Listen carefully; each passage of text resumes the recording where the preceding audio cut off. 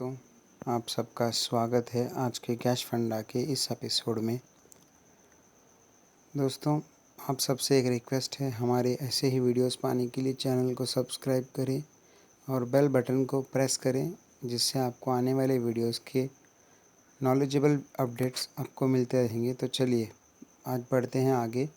आज हम देखेंगे, बहुत से लोगों ने मुझे रिक्वेस्ट की कि सर अपस्टॉक्स में ब्रोकरेज कैसे कैलकुलेट होता है, ये आप हमें कुछ बताइए।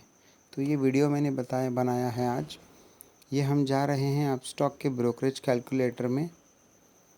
ये आमतौर पे अपस्टॉक की वेबसाइट पे भी दिखाई देता है और गूगल में आपको आसानी से सर्च करने पर मिल सकता है। हर कंपनी का आज अपना एक ब्रोकरेज कैलकुलेटर होता है, जिससे आप पहले जान सकते हैं कि किस तरह से ब्रोकरेज कैलकुलेट होता है और आपसे कितना ब्रोकरेज लिया जाएगा। तो चलिए चलते हैं। मैंने यहाँ पे कैलकुलेटिंग टैक्स रेट एप्लीकेबल के लिए महाराष्ट्र को सिलेक्ट किया है। आप जिस स्टेट में रहते हैं उस स्टेट को सिलेक्ट करके आपका ब्रोकरेज चेक कर सकते हैं। वैसे स्टेट कोई भी बदल दीजिए, जीएसटी के बाद ज़्यादातर इसमें कोई फ़र्क नहीं आता है, सभी का करीब करीब सेम ही आता है। तो चलिए, मैंने यहाँ पे सिलेक्ट किया है इंट्राडे में मैं सिलेक्ट करता हूँ स्टेट बैंक ऑफ इंडिया, जिसके हम एग्ज़ाम्पल के लिए लेंगे एक क्वांटिटी जिसका रेट है बाय प्राइस 100 रुपये में मैंने ख़रीदा और 105 पे मैंने बेच दिया, तो मुझे मुनाफा हुआ 5 रुपये का। 5 रुपये के प्रॉफिट पर हम देखते हैं कि किस तरह से अपस्टॉक्स ब्रोकरेज कैलकुलेट करता है। देखिए, यहाँ दिखाया गया है कि अपस्टॉक ने 10 पैसे का ब्रोकरेज लिया है, जिसमें 7 पैसे अदर चार्जेस हैं।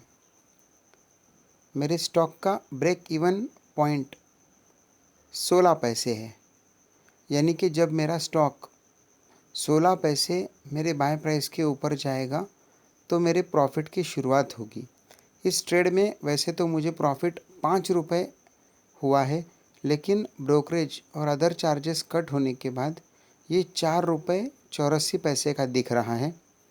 हमें नीचे ये भी देखने मिलेगा कि ब्रोकरेज का डिस्ट्रीब्यूशन किस तरह से हुआ है, जिसमें 10 पैसे ब्रोकरेज है, सिक्योरिटी ट्रांजैक्शन टैक्स 3 पैसे, ट्रांजैक्शन चार्ज 1 पैसा, क्लियरिंग चार्ज कुछ भी नहीं है, जीएसटी 2 पैसे, स्टेट स्टैम्प ड्यूटी, ये आप जिस स्टेट में रहते हैं उस हिसाब से डिफ़र होती है, लेकिन फ़िलहाल इसमें ज़्यादा कोई फ़र्क नहीं पड़ता, 1 पैसा, सेबी टर्नओवर फ़ी 0 पैसे, टोटल टैक्स और चार्जेस 17 पैसे जो मैंने ऊपर दिखाए थे।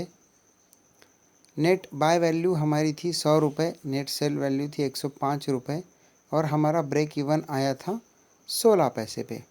इसके सिवाय अपस्टॉक्स आपसे कोई भी चार्जेस नहीं लेता है। ठीक है दोस्तों, अभी हम यहाँ पे डिलीवरी के सेगमेंट में एंटर करके देखते हैं। मान लीजिए मैंने यहाँ डिलीवरी सिलेक्ट किया और पहले की तरह मैंने एक क्वांटिटी मंडे को ख़रीदी और उसको मंडे को ना बेचते हुए Tuesday, Wednesday, Thursday carry over किया। तो अभी कैरी ओवर करने के बाद में एक स्टॉक्स जो मैंने 100 रुपये में ख़रीदा था और मान लीजिए वो भी मैंने 2 दिन के बाद 105 पे बेच दिया।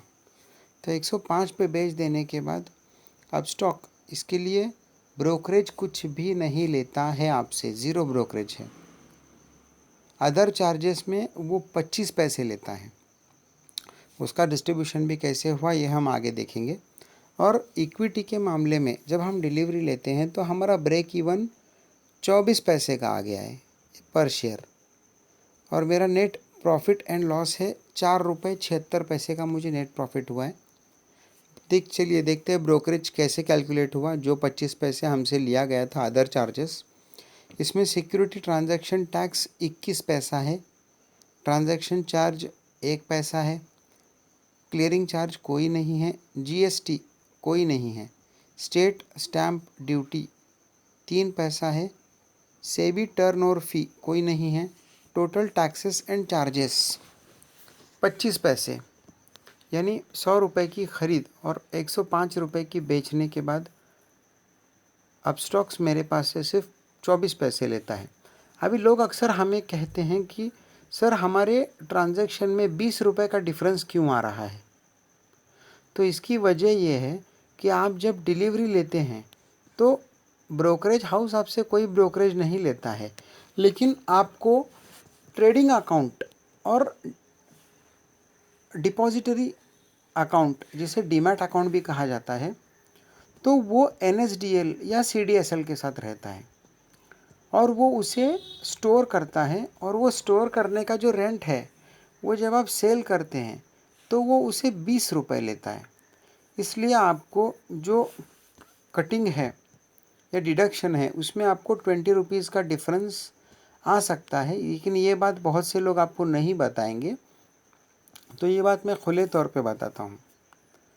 तो इस वजह से इंट्राडे और डिलीवरी के बीच इतना कोई फ़र्क नहीं होता है। आपको जो बेहतर लगे आप ट्रेडिंग कीजिए। अगर आप इंट्राडे में मुनाफा कमा रहे हैं तो बहुत अच्छी बात है, अगर आप डिलीवरी में मुनाफा कमा रहे हैं तो उससे भी अच्छी बात है। तो दोस्तों, ये वीडियो आपको कैसा लगा आप हमें ज़रूर बताएं और इसके साथ ये भी बताएं कि आप और किन विषयों में जानना चाहेंगे। और इसके सिवाय मेरे चैनल पे और भी वीडियोस हैं नॉलेज के लिए, आप उन्हें एक बार ज़रूर देखें। ये वीडियो देखने के लिए मैं आपका आभारी हूँ। धन्यवाद। Thank you.